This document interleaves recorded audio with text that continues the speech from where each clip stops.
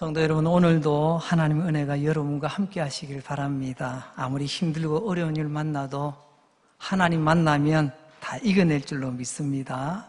살아계신 우리 주님 꼭 붙드시고 헤쳐나가시는 우리 성도님들, 오늘도 그 살아계신 하나님을 말씀 가운데 만나시는 은혜가 있기를 바랍니다. 오늘은 추수감사주일, 말씀 제목을 내가 만든 게 아니라 받은 겁니다. 만든 게 아니라 받은 겁니다. 이렇게 한번 정해보았습니다. 이것 아니면 저것, 흑 아니면 백, 또 아니면 뭐, 이것은 이분법이랍니다. 그러나 성경에서 가장 단순하고 가장 분명한 이분법, 그것은 첫째로 내게 있는 모든 것은 내가 만든 것이든지 아니면 누구에게 받은 것이든지 둘 중에 하나라는 겁니다. 이게 성경의 메시지입니다. 여러분, 내가 가진 그 모든 것, 첫째, 내가 만든 것이든지 내가 안 만들었다면 내게 있잖아요. 그럼 밖에 있는 누군가가 내게 준 거라는 겁니다. 그 누군가는 바로 하나님이시죠. 내가 가진 모든 것, 내게 있는 모든 것이 내가 만든 것이 아니라 그것은 하나님께로부터 받은 것이다. 탈무드에 이런 이야기가 있습니다. 제자가 질문합니다. 선생님, 왜 우리는 모든 것에 감사해야 됩니까? 그랬더니 그 선생님 랍비가 대답합니다.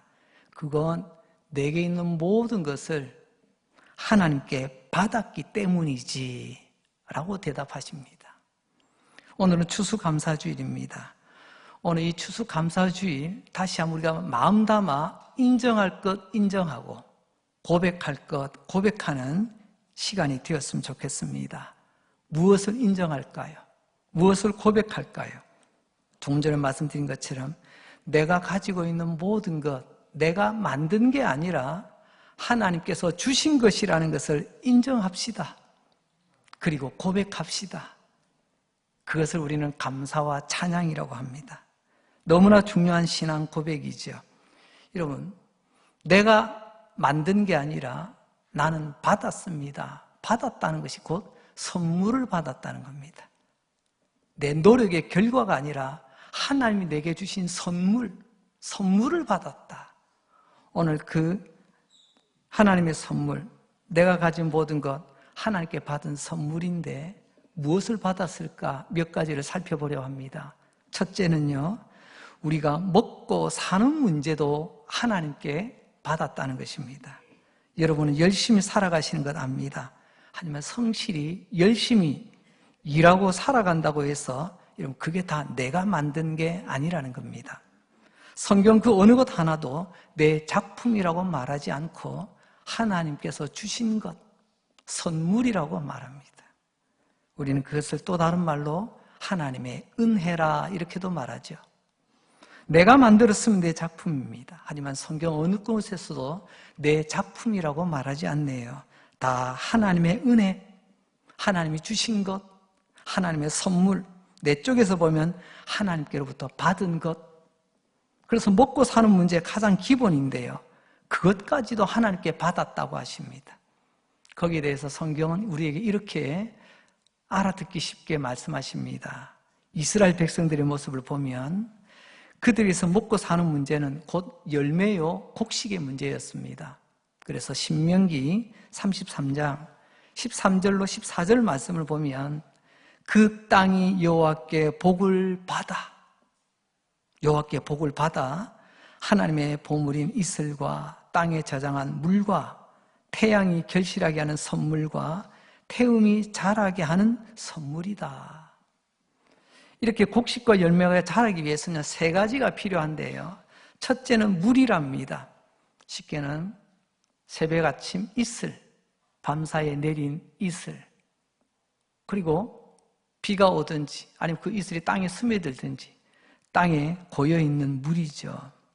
그 물이 고여 지하수가 되고 그 물로 살아간다는 겁니다.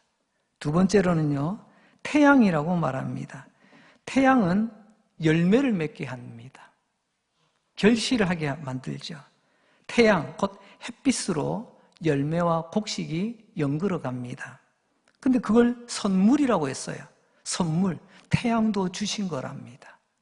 세 번째, 태음이라고 합니다. 여러분, 태양이 해라면 태음은요, 달입니다, 달. 낮에 태양은 열매와 곡식을 연걸어 가게 하고 밤에 태음, 즉 달은 자라게 합니다. 이게 무슨 말일까 생각했더니요, 그게 생각나더라고요.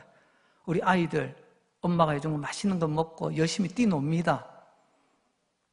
그런데 아이가 자라는 시간은요, 어두운 밤 잘 때 키가 자란다고 하더라고요. 성경이 과학책은 아닌데 참 놀랍게 그렇게 표현합니다. 낮에 태양 빛으로는 열매가 충실하게 익어가게 하고 밤에 달빛으로는 그 나무를 자라게 하였다.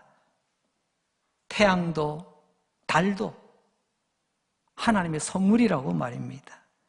오늘 말씀 보세요. 그것이 바로 하나님의 선물이다. 앞에서 그 땅이 여호와께 복을 받아, 땅이 원래 기름진 게 아니랍니다. 하나님 그 땅에 복을 내리시니 그 땅에서 이런 열매와 과일이 맺히게 된다는 말씀이죠. 다시 한번 정리합니다. 하늘의 이슬도 하나님이 주신 선물, 땅 아래에 저장된 지하수도 하나님이 주신 선물, 열매와 곡식을 연걸어가게 하시는 것도, 그 태양도 하나님이 주시는 선물, 곡식과 나무의 키를 자라게 하시는 것도 태음, 곧 달도 하나님의 선물이더라. 그 모든 것을 내는 땅도 하나님께서 복을 주셔서 이 모든 것을 낸다. 그리고 우리가 그 열매와 곡식을 하나님께 받아 먹고 살아가고 있는 거죠. 다 받아서, 즉 모든 것이 선물이라는 말씀입니다. 두 번째로 우리가 하나님께 받은 것, 그것은 누리고 즐기는 것도 하나님이 주셔서 우리가 받은 거랍니다. 하나님 주신 선물, 우리가 먹고 마시고 쓰고 바닥나는 게 아니라 때로는 조금이라도 남아요. 그 남은 것을 고이 모아둡니다. 저축을 합니다. 그렇게 모아놓은 것을 우리는 재물이라 또는 부라고 표현하기도 합니다. 때로는 저축을 하기도 하고 또 다른 것에 투자를 하기도 합니다. 아무튼 우리 삶에 먹고 마시는 기본을 넘어 조금이라도 남아있는 그것으로 우리는 누리고 즐기기도 합니다. 이것을 세상은 행복이라고 말합니다. 내 삶에 누림이 있는 것, 그게 행복이라고 말입니다. 성경은 우리가 누리고 즐거워하는 행복을 죄악시하지 않습니다. 간혹 성경을 너무 한쪽으로 치우쳐 보면, 성경을 잘못 보게 되면 우리가 이 땅에서 누리고 즐기면 되겠나? 아이고, 나 같은 죄인 맨날 채찍으로 때리고 무릎으로 기어가고 고행해야 신앙생활 잘하는 것처럼 착각을 해요. 그러나 성경은 우리가 행복을 누리는 것을 죄악시하지 않습니다. 단 조건이 있습니다. 이 모든 것이 하나님께로부터 받은 것임을 내가 알고 누리라는 겁니다. 받은 것 알고 누리면 그건 진짜 행복이에요. 축복입니다. 그런데 이건 내가 번 거야. 내가 땀 흘려 수고한 거야.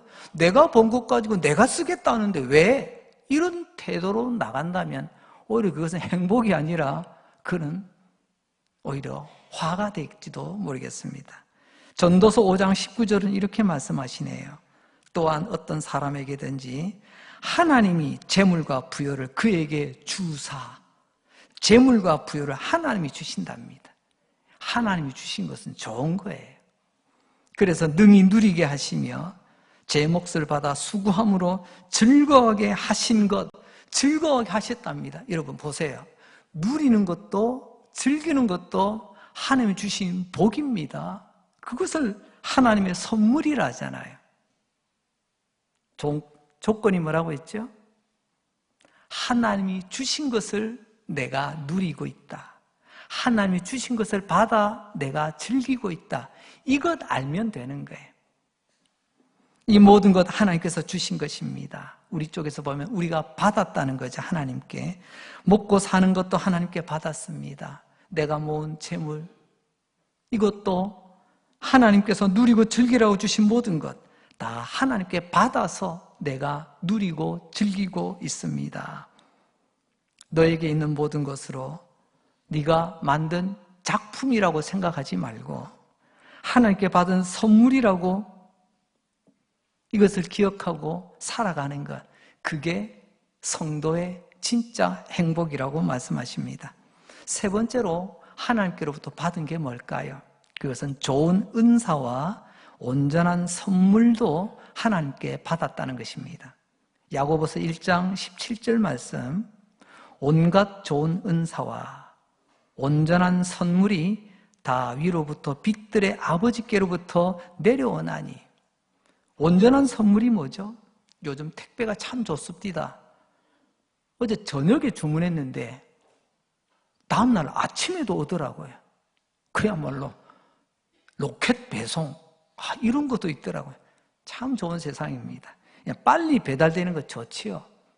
그런데 받아보니까 다 찢어져 있네, 다 깨져 있고, 때로는요 아무리 기다려도 보면 배달 완료라고 뜨는데 우리 집에는 안 왔어. 알고 보니까 우리 옆집으로 가버렸네. 이것은 온전한 택배가 아니죠. 마찬가지입니다. 여러분, 하나님은 절대로 실수하시는 법이 없었습니다. 하나님은 내가 원하는 시간에 오는 게 아니고요, 하나님께서 우리에게 가장 적절한, 가장 최고의 시간에 우리에게 배달해 주십니다.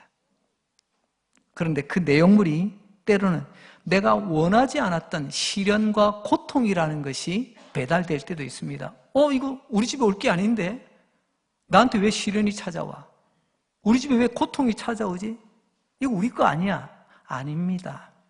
하나님께서 정확하게 배달하셨습니다. 바울이라는 사람을 우리 잘 알고 있습니다. 참 귀한 사람이죠. 하나님 앞에 마지막까지, 그야말로 우리 교회 올해 표처럼요, 마지막까지 하나님께 쓰임받은 사람 아닙니까? 그런데 그의 삶에 질병이라는 가시가 있었습니다. 여러분, 바울의 몸에 어쩌다 보니 병이 생긴 게 아니고요, 하나님께서 주신 것임을 바울은 알고 있습니다. 어쩌다 생긴 병이 아니라 병과 함께 때로는 시련과 고통도 여러분 나에게 잘못 찾아온 게 아니라 하나님께서 내게 보내주신 것이라는 것을 바울은 알고, 때로는 내가 이해되지 않지만, 때로는 내가 너무 힘들고 답답하지만, 그러나 내게 있는 모든 것 하나님께서 주신 것인 줄 알고 바울은 항상 요건 빼고 항상 감사하라, 단 내 몸에 가시는 빼고, 이렇게 말하지 않아요. 잠시 뒤에 우리가 살펴보겠습니다만 바울은 범사에 모든 것에 감사하라, 당신이 그렇게 살았고 내가 그리스도를 본받아 된 것 같이 너희도 나를 좀 본받으라고 그는 당당히 외쳤습니다. 심지어는 우리의 삶의 마지막 순간 죽음이라는 것도 하나님은 선물로 주신다고 우리에게 말씀하십니다. 왜냐하면 죽음을 통하여 영원한 하나님의 나라로 이어지거든요. 세상은 죽으면 끝이라고, 죽으면 망하는 거라고, 그래서 사망이라고 표현하더라고요. 그래서 우리 요한계시록 14장 13절에 있는 말씀을 잘 압니다. 주 안에서 죽는 자는 어떻다고요? 복이 있다고 말씀했어요. 다 모든 죽음이 복된 게 아니라 주 안에서, 믿음 안에서 죽음을 맞이하는 것은 그 죽음도 복이라고 말씀하시네요. 그 복이 곧 하나님 주신 선물이에요. 성도에게는 마지막 죽음도 하나님께서 우리에게 주신 선물입니다. 다시 한번 우리는 바울의 이야기 돌아봅니다. 왜 이 믿음이 출중한 바울, 복이 넘치게 주셔도 뭐한데 왜 하필이면 고통스러운 질병이라는 가시를 주셨을까요? 왜 이 고통이 온전한 선물일까요? 알고 보니 이 질병 때문에, 고통 때문에 바울이 더욱더 겸손한 사람이 됩니다. 바울 보세요. 요즘 우리 하는 말로 아쉬울 게 하나도 없는 사람이에요. 집안으로 보나 학벌로 보나 그가 말하는 것 보세요. 얼마나 똑부러집니까? 그가 또 하는 것 보세요. 나는 부끄럽지 않다. 나는 율법을 다 지켜 행하는 그런 사람이다. 바리새인 중에 바리새인. 하지만 이 사람 그대로 내버려 두면요 망칩니다. 하나님 그걸 아셨어요. 그래서 바울에게 육체의 이런 가시라고 표현한다는 것은 몸에 무슨 가시가 박혔다는 게 아닙니다. 얼마나 고통스러웠으면 가시가 찌르는 것 같은 그런 모습으로 비유를 했겠습니까? 이 질병이라는 가시 때문에 가시보다 더 큰 하나님의 은혜를 경험하고 그래서 바울은 성숙한 고백을 합니다.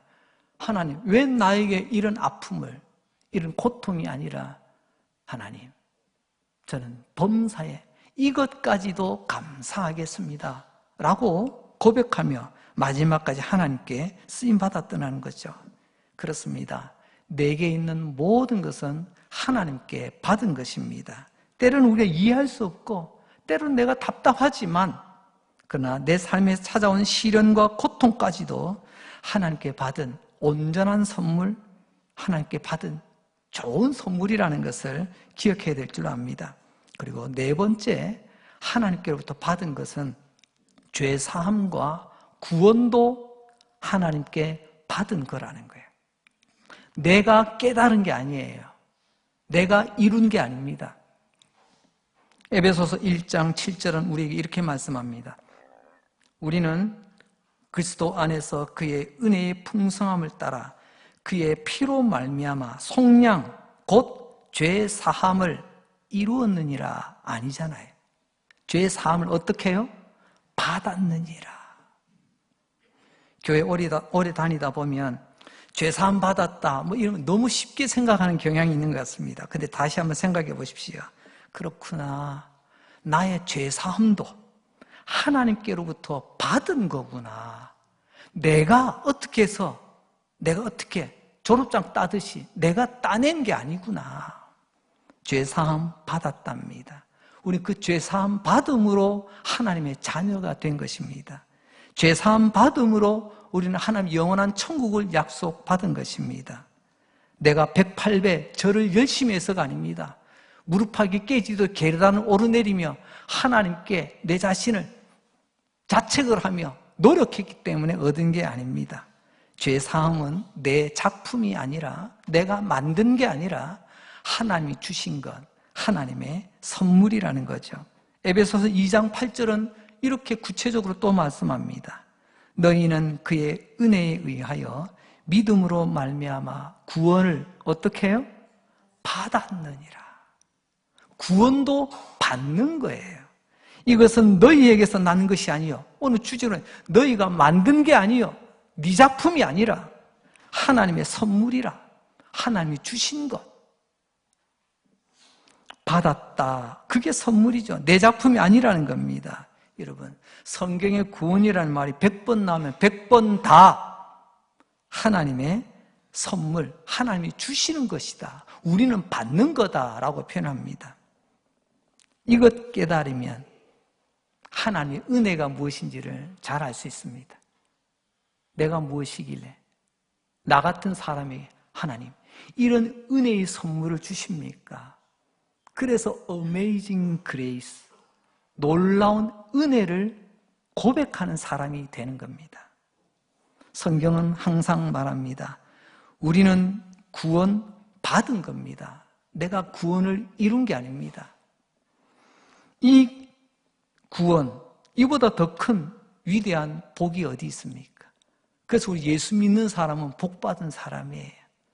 하나님께 가장 귀한 복을 받은 사람이거든요. 그 선물을 받은 사람입니다. 이 구원은 너희에게서 난 것이 아니요. 내게서 나온 것, 내 작품 아니라고 또 다시 말씀하시잖아요. 죄 사함 그리고 구원, 이 모든 것은 내 작품이 아니라 하나님께 받은 것, 하나님의 선물이라고 말씀하고 있습니다. 당연한 구원이 아니라 받은 것, 그렇기 때문에 우리는 감사하는 겁니다. 당연한 죄사함이 아니라 하나님께로 받은 것입니다. 그래서 우리는 감사하는 것입니다. 이렇게 보면 우리는 내 자랑할 것, 요즘 하는 말로 1도 없는 사람입니다. 내 자랑거리가 하나도 없는 거예요. 그래서 내 자랑거리가 없기 때문에 겸손해질 수 있는 겁니다. 내 자랑할 것이 많으면요, 내가 믿는 구석이 있으면요, 왠지 목이 힘들어 가더라고요. 오늘 하나님 말씀 앞에 다시 한번 우리가 설 수 있길 원합니다. 나를 구원하신, 나를 구원해 주신 하나님, 그 은혜를 기억하는 것을 우리는 찬양이라고 합니다. 노래 잘해서, 연주 잘해서 찬양하는 게 아니고요, 하나님의 은혜를 기억하여 내게 주신 이 목소리로, 내게 주신 이 음악적 달란트로 그 하나님의 은혜를 표현해내는 것이 찬양이에요. 그 바탕에는 감사가 전제되어 있는 거죠. 그 감사는 내 작품이 아니라 하나님께 받은 선물임을 아는 것이라는 거죠. 돌아보면 여러분, 감사라는 것도요, 생각하면 감사가 됩니다. 생각 안 하고 본능으로만 다가서면요, 절대로 감사가 안 됩니다. 곰곰이 생각해 보면 내가 얼마나 더러운 죄인인지 생각납니다. 곰곰이 생각해 보면 내 행실이 얼마나 엉터리인가 생각납니다. 곰곰이 생각해 보면 내가 얼마나 감사할 것이 많은지, 하나님께 얼마나 받은 것이 많은지 또 생각이 납니다. 여러분, 생각이라는 말을 영어로 think라고 말합니다. 제가 좀 발음이 안 좋습니다. think인지 think인지 제가 이 발음이 정확하게 안 되는데 양해하시기 바랍니다.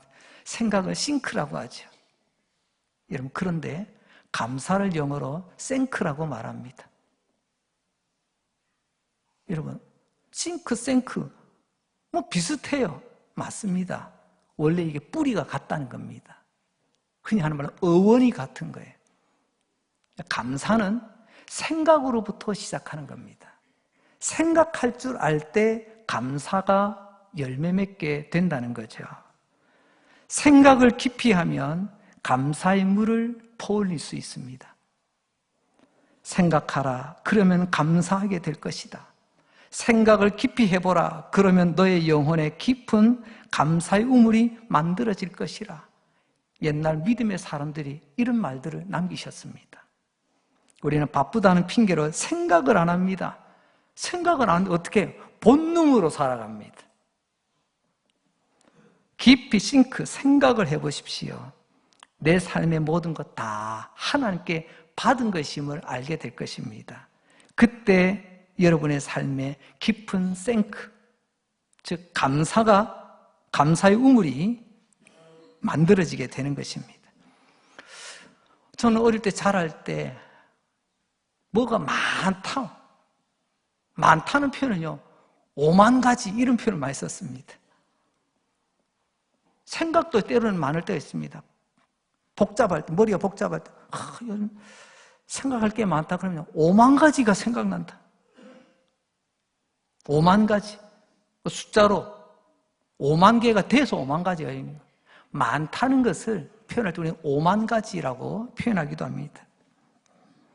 그런데 이게 단순한 이야기가 아니라 실제로 과학자들이 어떤 일반 보통 사람들을 이렇게 연구를 해보니 하루에 이런저런 생각, 참 별 생각을 다 하고 삽니다. 그야말로 5만 가지 생각을 다 하고 산대요. 그런데 그 결과를 보고 저 이런 생각을 했습니다. 우리가 보통 그렇게 5만 가지 이런 생각 저런 다 하고 사는데 정말 그 가운데 감사하는 생각은 몇 개나 될까? 생각은 많이 하는데 정말 감사의 생각은 얼마나 할까? 솔직히 제가 부끄럽습니다. 생각은 많이 하는데 감사의 생각 이렇게 걸러내니까요, 별로 안 나와요. 5만 가지 생각은 하면서도 모든 것 다 하나님께 받았는데 당연하게 생각하고 감사의 생각이 없더라는 것입니다. 참 제가 초라하고 너무나도 보잘것없는 사람처럼 여겨졌습니다. 그렇다면 왜 감사하는 생각이 없을까요? 생각은 하는데 거기에 대해서 성경은 세 가지 이유를 알려주십니다. 왜 우리는 감사 없는 생각으로 5만 가지 생각들을 다 하고 살아갈까? 첫째는요, 하나님을 두려워함이 없기 때문에 그렇다는 것입니다. 로마서 1장을 보면 하나님을 경외함이 없으니, 하나님을 경외함이 없으면 하나님께 감사할 이유가 없죠. 가정에서도 마찬가지입니다. 부모에 대한 경외함, 부모에 대한 그 마음이, 공경의 마음이 없으면요, 부모에게 감사 안 합니다. 그건 가르쳐야 되는 거예요. 요즘 어떻습니까? 당연하지. 당연하지. 나 놔뒀으면 당연히 먹여줘야지. 나 낳았으면 당연히 입혀줘야지. 나 낳았으면, 요즘은요, 끝도 없어요. 먹여줬더니 입혀달래. 입혀줬더니 공부시켜달래. 공부시켜놨더니 결혼시켜달래. 결혼시켜줬더니 애 봐달래. 아니, 도대체 언제까지 가야 되는 거죠? 너무 당연하게 여기기 때문에. 두 번째로는요, 심각한 영적 무기력에 빠졌을 때, 그때는 생각은 있어도 감사가 안 된답니다. 때로는 어떤 분이 이야기합니다. 목사님, 손가락 하나 까딱할 힘도 없어요. 그야말로 영적 탈진 상태죠. 마치 엘리야가 불을 내리는 선지자였지만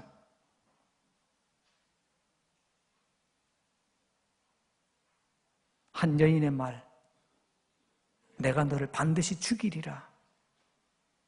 그 아합의 부인의 이야기를 듣고 그만 기가 팍 죽었어요.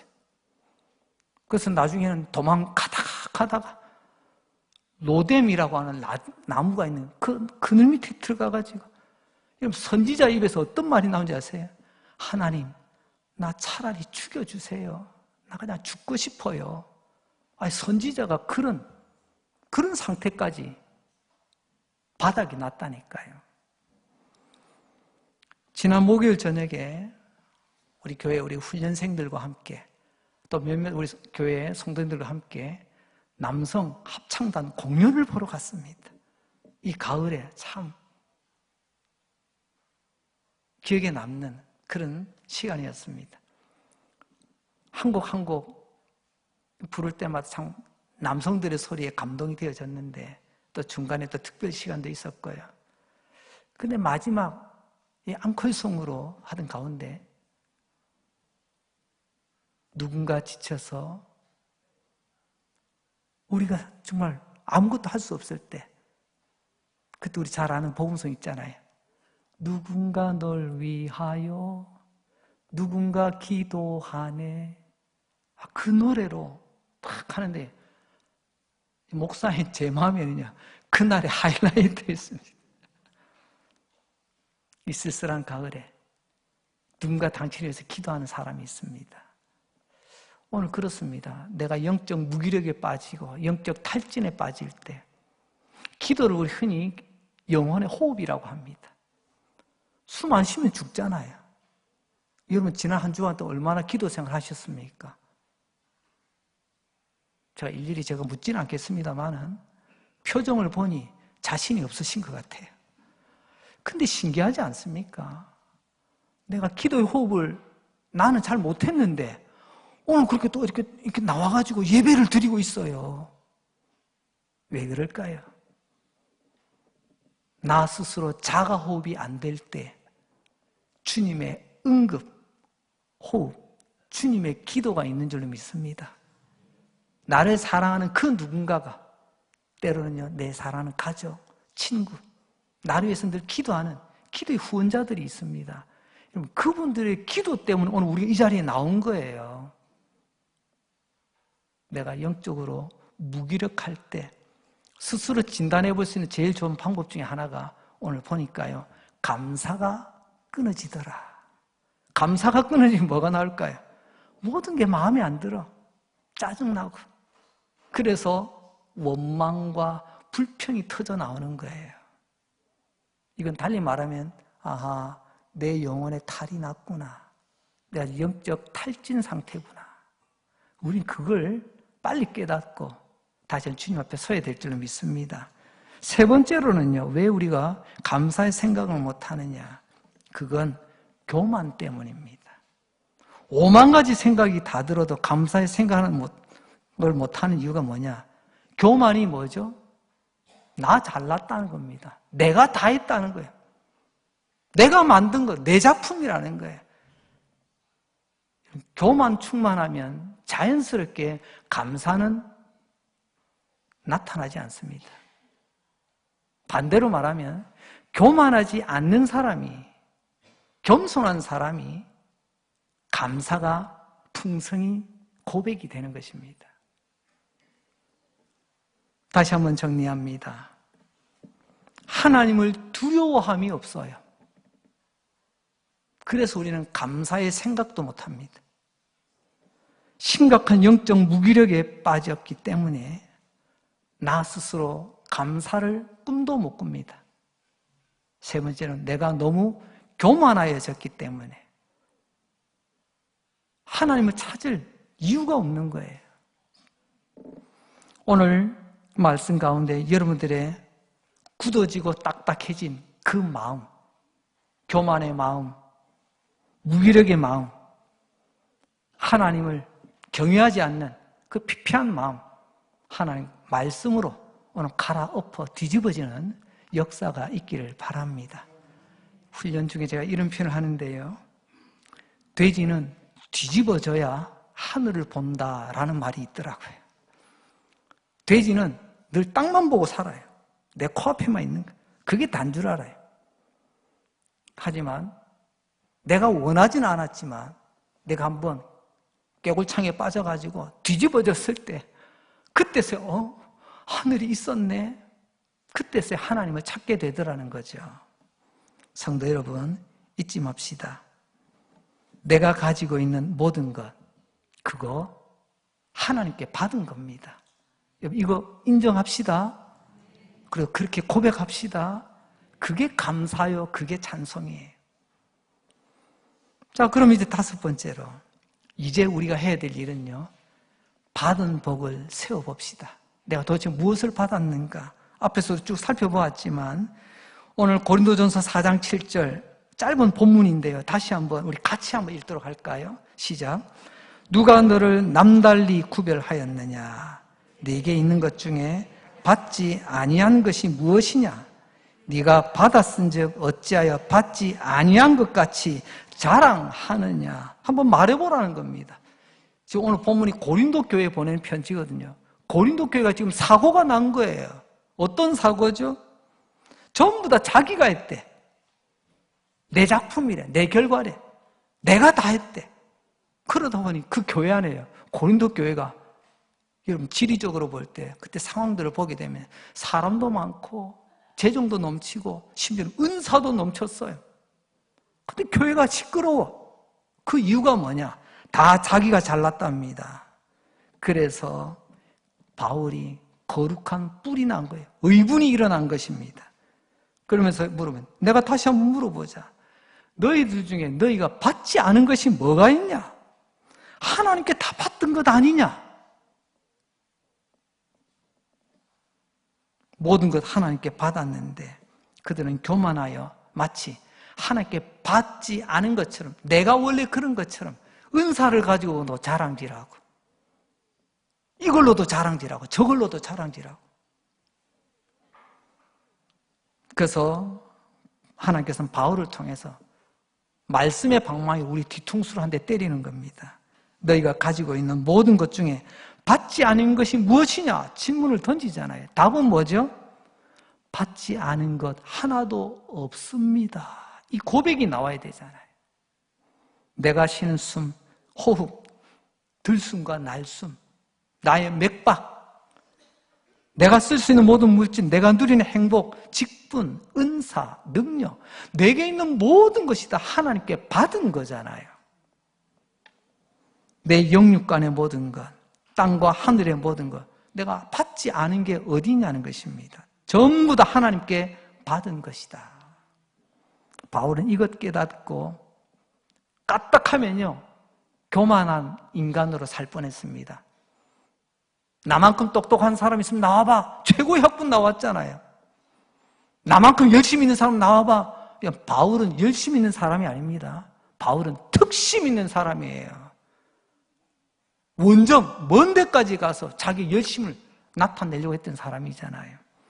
이런 사람, 까딱하면 교만의 화신이 될 뻔했는데 하나님께서 그를 다듬어 감사하는 인간으로 만들어주셨습니다. 오늘 우리는 감사주일, 감사헌금하고 끝나는 사람이 아니라 바울이라는 사람처럼 우리 삶 자체가 감사의 인간으로 변화되는 이 시간 될 수 있길 바랍니다. 왜냐고요? 내게 있는 모든 것, 내가 만든 게 아니고 하나님께 받은 것임을 인정하는 사람은 감사의 인간입니다. 나름 삶에 성공한 어느 집사님의 간증 이야기를 읽어본 적이 있습니다. 사업도 성공하고, 가정도 안정되고, 여러 가지 면에서, 저 사람 성공했네. 누가 봐도 그렇게 보이는 사람. 그분이 교회 집사님이신데, 오늘 개인적으로 성경 읽다가 창세기 15장 5절을 읽게 되는데, 그걸 읽고 난 소감을 읽어본 적이 있습니다. 창세기 15장 5절. 그를 이끌고 밖으로 나가 이르시되 하늘을 우러러 뭇별을 셀 수 있나 보라. 또 그에게 이르시되 내 자손이 이와 같으리라. 이게 무슨 말이죠? 하나님께서 아브라함을 데리고 저 밤하늘의 별을 보여주시면 한번 세어보라는 겁니다. 눈에는 보이는데 이거 셀 수는 없어요. 너무 많아가지고. 한번 세어보아라. 아브라함이 속으로 대답했을 겁니다. 하나님, 제 눈에는 보이지만 셀 수는 없는데요. 너무 많네요. 그렇지. 앞으로 내가 너의 자손들, 너의 후손들을 이렇게 만들어 주리라.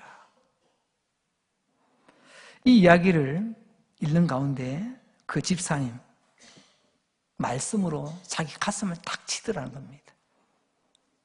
아브라함에는 어두운 밤 하늘을 보여주셨지만 그 읽던 그 집사님은 말씀 속에서 내 인생의 하늘을 보라는 말씀으로 보이더라는 거예요.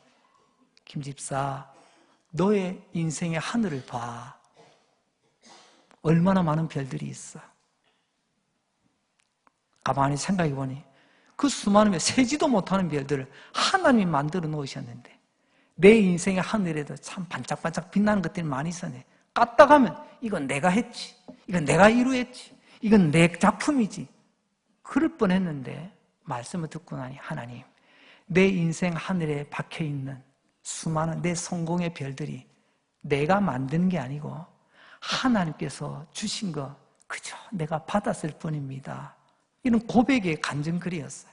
참 목사님 제가 참 부끄러웠습니다. 말씀을 정리합니다.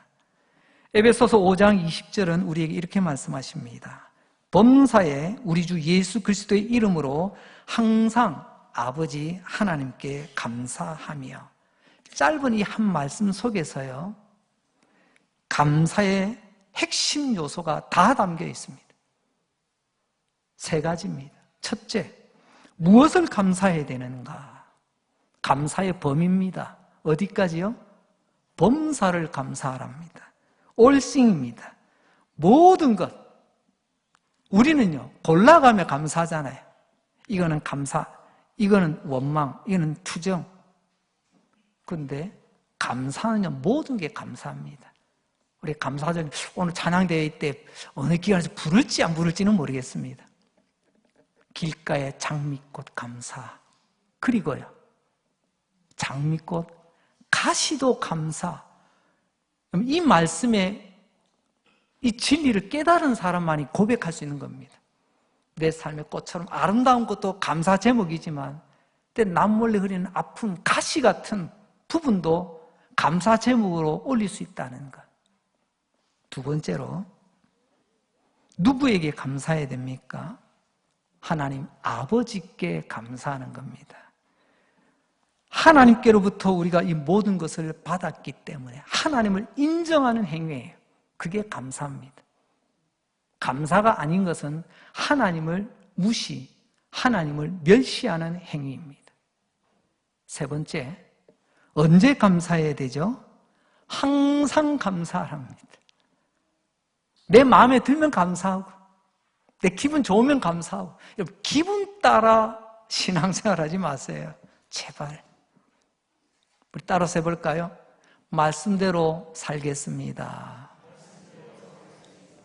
말씀대로 감사하겠습니다. 자, 그럼 질문입니다. 언제 감사한다고요? 항상 감사하라. 이게 하나님의 말씀이에요. 에베소 5장 20절, 너무나 중요한 말씀입니다. 이것이 성도의 당연한 삶이요, 이렇게 예수 믿으면 건강한 믿음 생활이 됩니다. 감사가 없는 신앙은 툭툭 터지는 털실과 같다라는 글을 읽어본 적이 있습니다. 털실로 옷감 짜는 거 있잖아요. 저도 어릴 적 저희 어머니께서 실을 이렇게 하나하나 따가지고 한 땀 한 땀, 한 올 한 올 따가지고 나중에 주신 옷이 있습니다. 그때는요, 뭐 이름도 모르고 그냥 독구리라고 불렀어요.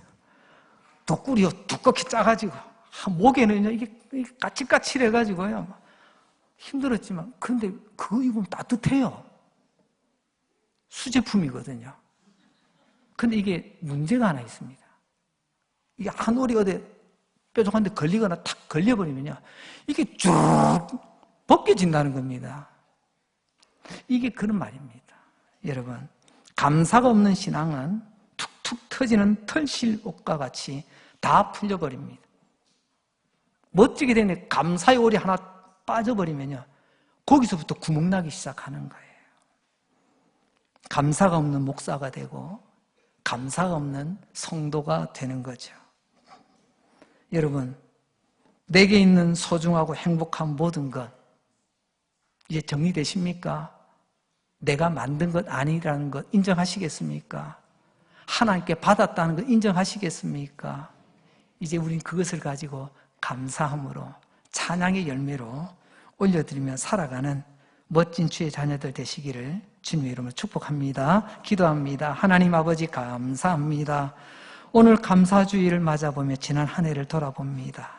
내가 만든 것 하나도 없고 모든 것 하나님께 받은 것이었습니다. 나의 호흡도, 나의 맥박도, 내가 먹고 사는 모든 문제, 내가 누리는 행복, 다 하나님께 받은 것임을 다시 한번 말씀을 통해서 깨닫게 해주시니 감사합니다.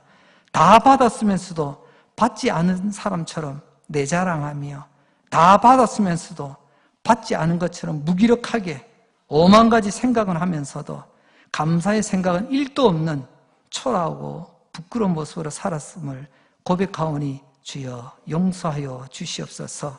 다시 한번 말씀으로 나의 이 굳은 마음 뒤집어 주시고 갈아엎어 주시고 새롭게 하셔서 내 인생의 하늘을 바라보며 하나님께서 달아놓으신 수많은 은총의 별, 수많은 축복의 별들을 바라보며 감사하며 살아가게 하여 주시옵소서.